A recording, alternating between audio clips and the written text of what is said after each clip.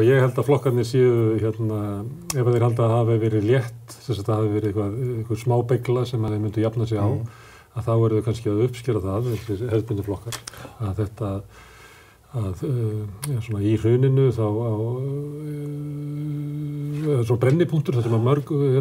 margt kom saman, það svona löngu komin krafa svona breytta stjórnarhætti og annað slíkt. Það breytt fjölmiðlaumhverfi, það breytt hvernig umræða fer fram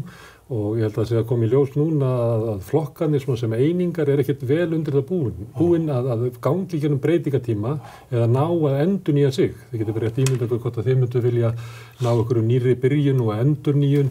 í Sjálfstæðisflokknum síðan það og þið hefðu Valhöll úr að spila, fundi í Valhöll, draga fram umræðu, breytingar í landbúnaðarstefnunni, sjávarútvegsstefnunni, Evrópumálunum, stöðu okkar í heiminum,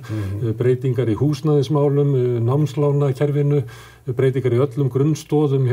og grunnkerfum samfélagsins sem eru skökk,